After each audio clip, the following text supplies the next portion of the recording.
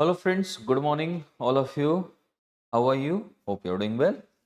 So today we are going to discuss about the essay, and it means how to write essay for UPSC means this is a very important not subject but paper for the means.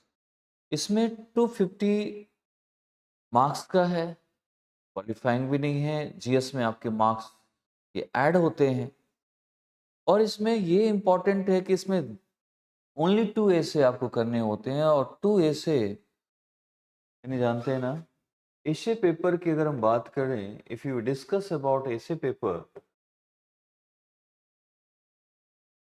इसमें 2 sections होते हैं, number A section and number B, और each section has 4 topics और each questions कितने का होता है 125 marks. But इसमें से एक इसमें से क्वेश्चन करना पड़ेगा, टॉपिक उठाना पड़ेगा और एक यहाँ पर उठाना पड़ेगा।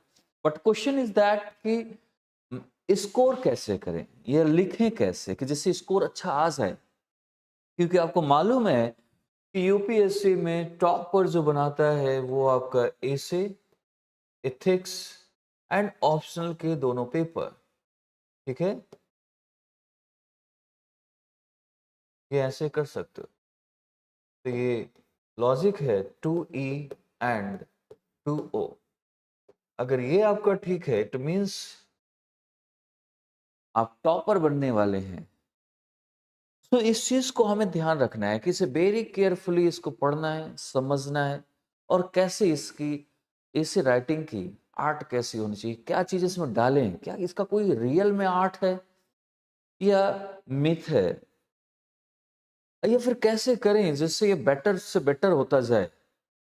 बहुत सारी चीजें हैं ऐसी जिसमें हमें ध्यान रखने की जरूरत है। इसकी उस ध्यान रखने की जरूरत में अगर हम देखें इसको, तो वो है सबसे पहले जब एसे के लिए करते हैं तो कुछ चीजें आपको माइंड में रखनी पड़ेंगी। नंबर 1 कि ये एक ऐसा एसे कोई ऐसा टॉपिक नहीं है जिसपे आप क्रिएटिविटी दिखाएं, या ऐसे ऐसा पेपर है ही नहीं क्रिएटिविटी दिखाने का। ये दिखाने की जरूरत है डाइवर्सिटी ऑफ द कंटेंट। किस चीज का है ये डाइवर्सिटी ऑफ द कंटेंट? आपका कंटेंट कितना है, कितना डाइवर्स है, या किन किन डायमेंशंस को आप टच कर पा रहे हो उस रिलेटेड टॉपिक से। क्योंकि essay is not just a topic, essay might be कि वो आपका किसी सिचुएशन पर, करंट सिचुएशन पर वो जानना चाहता है as a bureaucrat what you are thinking about that topic and what you have a solution. So if you are a bureaucrat, so you have to find the solution of that topic.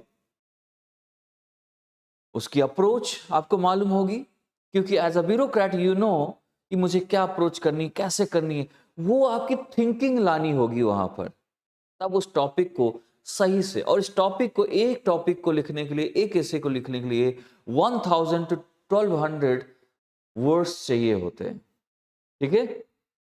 तो सबसे पहले जरूरी है हम उसकी diversity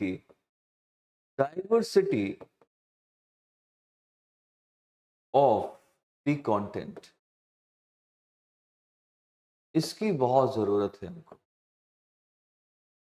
for what? Because of अगर diversity आएगी तो आप इससे एवरी डायमेंशंस को आप टच कर पाओगे ऑफ द सोसाइटी हो सकती है, माइट बी नेशनल इश्यूज, किसी भी टाइप में कोई भी इशू है, किसी भी नेशनल इशू हो सकता है या हेल्थ इशू हो सकता है। ऐसे बहुत टॉपिक्स है जो हमें कंसर्न करते हैं। उन टॉपिक्स पे आपको नॉलेज होना बहुत ज़रूरी है। किसी भी हर एक चीज़ में ये चीज़ें ज़रूर, एजुकेशन, हेल्थ, कहीं ना कहीं वो टच करता है उस चीज़ को। लेकिन ये जानना है कि कौन सा डायमेंशन किस जगह तक जा सकता है। अगर नहीं ज़रूरत है तो उसको मेंशन करने की ज़रूरत नहीं है। फिर आते हैं, क्योंकि इसमें एनालिटिकल स्किल आपके अंदर, why this is important, because diversity कब आएगी? जब आपके अंदर ये क्या करता है, यू हैव अ नॉलेज, ये आपके शो करता है डेप्थ ऑफ नॉलेज, कि कितने आप अवेयर हैं, how much you are aware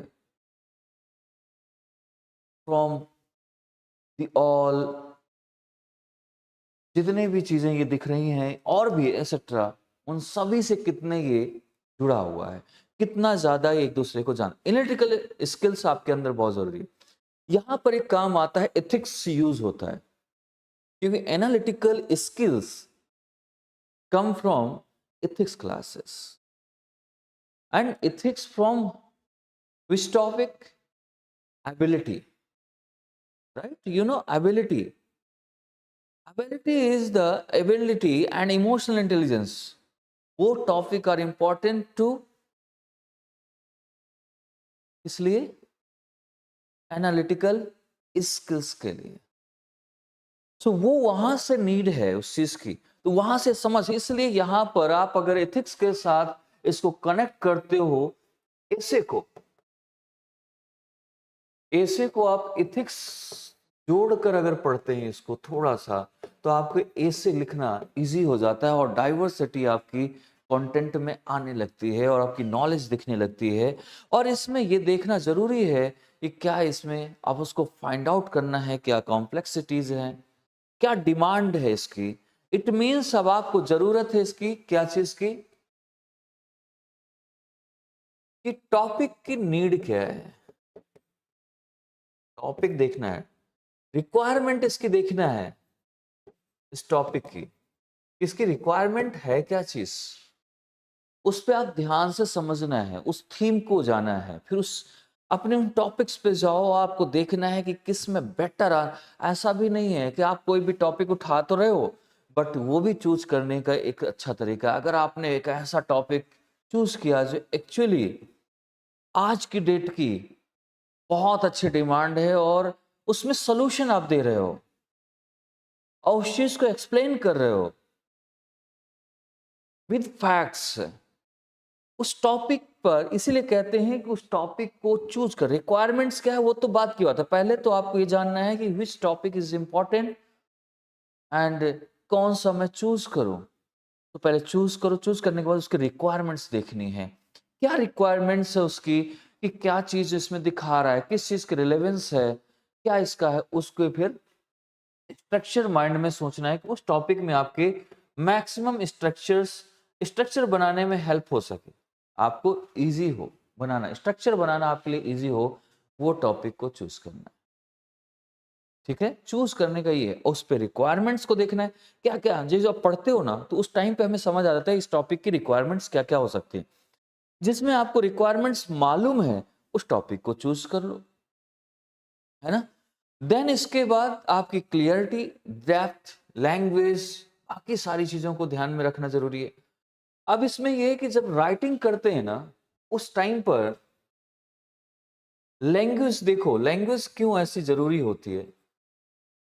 अगर मैं लैंग्वेज की बात करूं, है ना, लैंग्वेज सिंपल, आप एक चीज ध्यान देखना, आप बहुत सारे ऐसे वर्ड्स, ऐसी चीजें, ऐसी लैंग्वेज नहीं ध्यान दे पाते बिकॉज आप ब्यूरोक्रेट हैं एंड आपको कोई नोटिस है जो बाहर देना है या रिलीज करनी है, but your language is very difficult to understand, बहुत ज्यादा डिफिकल्ट है समझने के लिए, और कॉमन पीपल इसको समझ ही नहीं पाता, चाहे हिंदी में, इंग्लिश में, किसी में भी हो, मैटर ही नहीं करती। But language must be simple because everybody can understand easily, है ना, कुछ फेस नहीं करना पड़े, इजिली समझ पा रहा है कि ये क्या कहना चाहते हैं। सेम यहां पर ऐसे में इसी चीज को फोकस करना, ध्यान देना इस चीज को कि लैंग्वेज आपकी सिंपल होनी चाहिए। उस लैंग्वेज में जब आप लिख रहे हैं तो उस लैंग्वेज में जरूर आपकी डेप्थ ऑफ क्लियरिटी ये होनी चाहिए कि आप इस चीज के बारे में आप बताने जा रहे हो, दैट इज इंपॉर्टेंट।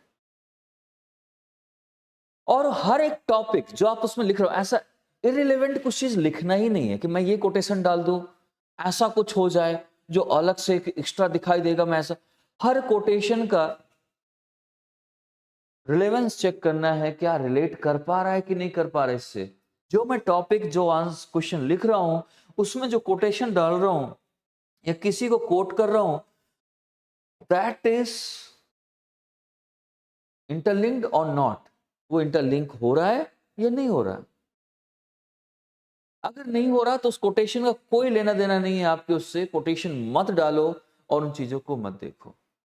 उस कोटेशन का हर हाल में उस आपकी लैंग्वेज, आपकी टॉपिक की रिक्वायरमेंट से रिलेट होना बहुत जरूरी है। इस चीज को समझना है। और आपके आइडियाज जो हैं, आप इसमें सिंपल लैंग्वेज लिख रहे हो, इस राइटिंग में आइडियाज बहुत, आपके आइडियाज, और आइडियाज कैसे, जो किसी को हार्म ना पहुंचाए। आइडियाज मीन्स होता है डिसीजन मेकिंग, एक तरीके से आपका, या डिसीजन मेकिंग से आइडियाज आएंगे आपके, कि आपके आइडियाज कैसे प्रोग्रेसिव है, इसमें भी ध्यान देना है। डिसीजन मेकिंग में आप कि नहीं रखा जा सकता है कि नहीं, अच्छा है कि नहीं, इसमें डिसीजन लिया जा सकता है कि नहीं, जो आप आंसर लिख रहे हैं प्रोग्रेसिव है कि नहीं, किसी को हार्म तो नहीं पहुंचा रहा। And your approach is building a trust between the government और common people, citizen of country, दोनों के बीच में क्या बिल्ड कर रहा ट्रस्ट की नहीं कर रहा। That is also important point. ऐसा नहीं कि आप कुछ भी लिख रहे हो, because you are the mediator, आप मीडिएटर हो, एंड गवर्नमेंट सर्वेंट, ब्यूरोक्रेट हो, नौकरशाह, और पब्लिक गवर्नमेंट पे ट्रस्ट नहीं आप पे करती है, और आपका काम है गवर्नमेंट से पब्लिक को ट्रस्ट बनवाना, कि गवर्नमेंट जो भी पॉलिसी, सब चीजें लॉन्च, जो भी चीजें हो रही हैं उसपे, ये जिसके बारे में लिख रहे हो, आपको दिखाना है कि उसके साथ वो कनेक्ट हो पा रहा है कि नहीं हो पा रहा। That is important. ठीक है, सो इस चीजों को लेकर यहां पर ध्यान देना है। इसके साथ साथ अगर आपके पास इस राइटिंग में कुछ डेटा है, एविडेंसेस हैं, वो एविडेंसेस, डेटा एंड कुछ भी ऐसी चीज है जो आपके पास है, उस चीज के बारे में नॉलेज कुछ भी ऐसी है, उन सभी को यहां पर रखना बहुत जरूरी होता है, जिससे और क्लियरिटी आता है। एक्चुअली आपके आर्गुमेंट्स में वो हेल्प करता है, वो बताता है कि ये एक ऐसे डेटा है, ऐसी चीजें हैं जिससे आप एग्जैक्टली एस्टिमेट कर पा रहे हो आगे क्या चीज करनी है। मतलब it would help in your action, course of action. So that's why it is important. And examiner या यूपीएससी आपका एग्जाम इस चीज को जरूर ध्यान देता है कि इस बच्चे ने कितनी समझ से रखा हुआ है, कि एक्चुअली वो अगर चाहे भी ना काट, एविडेंसेस इसलिए जरूरी होता है अगर आप रख पाते हो, कि अगर वो चाहे भी ना कि आपके मार्क्स कट कर दूं, काट दूं, थोड़ा माइनस कर दूं, बट आपने ऐसा दिया हुआ है कि उसकी हिम्मत नहीं पड़ सकती, क्या डेटा दिया हुआ, कैसे मैं रॉन्ग कर दूं इस चीज को। हो सकता है आपकी आइडियोलॉजी उसको पसंद ना आए, लेकिन जब डेटा के साथ उस आइडियोलॉजी को अपने फिट करोगे और जब उसका आंसर दोगे तो हो सकता है उसको पसंद आ जाए चीज। इसे डेटा की वजह से इसकी आइडियोलॉजी ऐसी, कई बार आपकी आइडियोलॉजी डेटा की वजह से सही हो रही होती, बट सामने वाले को पसंद नहीं है, बट वो आपके डेटा देखकर आपकी आइडियोलॉजी को, आपकी अप्रोच को सही कर देता है। ये इंपॉर्टेंट है इसका, इसलिए इसमें है, इसलिए इसमें एविडेंस से प्रोवाइड कराओ, लैंग्वेज आप देखो, इन चीजों को आपको ध्यान देना है, समझना है। बाकी आपकी चीजें सेम ही होती हैं। सपोज कि किसी भी टॉपिक पे आप करो, आप कोटेशन डालो, पैराग्राफ में लिखो, बॉडीज पहले आप थोड़ा सा उसके बारे में इंफॉर्मेशन, जानकारी दो, जैसे इंट्रोडक्शन होता है, बाकी क्वेश्चंस में करते हो, फिर आप इसके बाद बॉडी पे आते, जहां आर्गुमेंट्स होते, आर्गुमेंट्स आप पैराग्राफ में करते चले जाओ, फ्लो चार्ट बनाओ आप उसमें हर चीज को दिखाना जरूरी है कि मैं क्या क्या, तो एक इसमें फ्लो चार्ट भी आपका बनाना बहुत जरूरी है, स्ट्रक्चर बनाना बहुत जरूरी है किस चीज पर है। तो इन चीजों पर हम इसमें ध्यान दें, गौर करें, और उसमें कुछ एग्जाम्पल्स लिखें, और मैक्सिमम जो चीजें लॉजिक यूज कर रहे हो, एग्जाम्पल्स यूज कर रहे हो, वो हर चीज आपकी रियलिटी पे होना चाहिए। अगर रियलिटी पे होगा तो चीजें बहुत अच्छी हो जाएंगी, ये ध्यान रखना। हर चीज को कनेक्ट करना है। कोटेशन आपका आज की रियलिटी से या टॉपिक से मैच कर रहा हो, ठीक है। जो आप उसमें अप्रोच डाल रहे हो वो रियलिटी को टच कर रहा हो, ऐसा नहीं इमेजिनरी वर्ल्ड में नहीं जाना है आपको। This is a very fake thing. Ideology polish नहीं करनी है। You have to do what is going on in the society, in the nation. तो इस चीज के बारे में ध्यान ही नहीं देना है कि मुझे कुछ फेक चीजें करनी, नहीं, जो रियलिटी है उस पर सोल्यूशन देना है। वही तो वो चाहता है कि आप जब ब्यूरोक्रेट बनोगे तो आप फील्ड में जाओगे, आपको रियलिटी ग्राउंडेड रहना है, उस चीज को आपको आंसर देना है, उस चीज का सोल्यूशन देना है। That is important. अगर आप इन चीजों को देखते हैं, फिर जब कंक्लूजन, इसके बाद आर्गुमेंट के बाद कंक्लूजन, उसमें आप कंक्लूजन में दो तीन टाइप से होता है। एक तो होता है आपका समरी, दूसरा होगा आपका कंक्लूजन में कैसा, एक समरी आएगा, राइट, एक वे फॉरवर्ड, और तीसरा सॉल्यूशन, ठीक है।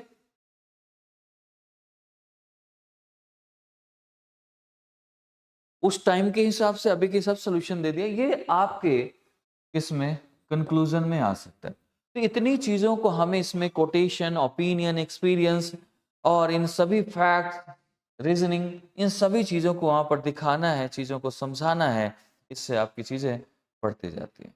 और अभी से इसको आप हमारे साथ जुड़ेंगे तो आपको ये मालूम चलेगा कि हम कैसे चीजों को कराते हैं। इसके में कुछ क्लासेस, कुछ चैप्टर्स आपको, जिसमें से आपकी एक अपना जब लिखते हैं, जब आप क्वेश्चन करते हैं, प्रैक्टिस करते हैं, उसमें इवैल्यूएशन, आपकी इवैल्यूएशन की जो एबिलिटी है वो बढ़ने लगती है। आप लिखते हुए प्रैक्टिस करते समय आपको ये चीज़ समझ आती है कि क्या मुझे कितना करना है, कितना इम्पोर्टेंट है, ये कौन-कौन से स्किल्स बेसिकली डेवलप होती है आपके अंदर, और आपकी कॉम्पिटेंसी एनहांस होती है। इन चीज़ों को आपको ध्यान देना है, ठीक है। सो हम इन चीज़ों को लेकर लगभग आप हमारे साथ जो जुड़ेंगे तो ये आपके लगभग 11 सेशन हम, या यानी आपकी 9 to 10 क्लासेस या 11 क्लासेस, कुछ प्रैक्टिसेस के साथ 11 क्लासेस हम आपको कराएंगे, जिसमें से आपकी हर चीज़ का कि कैसे क्या इसमें होना चाहिए। मैं टॉपिक डिसाइड करके, हो सकते हैं वो टॉपिक आपके एग्जाम में भी आ जाए, क्योंकि जो मेरा एक ऑब्जर्वेशन है, तो मैक्सिमम अभी तक का जो ऐसा रहा है, तो काफ़ी हद तक ऐसा रहा है कि मैच कर जाता रहा है। तो उम्मीद यही मैं करता हूँ कि वो टॉपिक मैं चूज़ करता हूँ जहाँ से वो क्वेश्चन पूछ सके, तो उन चीज़ों को लेकर भी हम ऐसा करते हैं। तो आप वहाँ पर हमारे साथ जुड़कर स्टार्ट कर सकते हैं, और अपनी प्रैक्टिस बहुत कम चार्जेस पर, जहाँ से आप देखकर इसमें हमारी वेबसाइट पर विजिट करेंगे, चीज़ें आपको दिख जाएँगी और चीज़ें ठीक लगेंगी। Okay, thank you.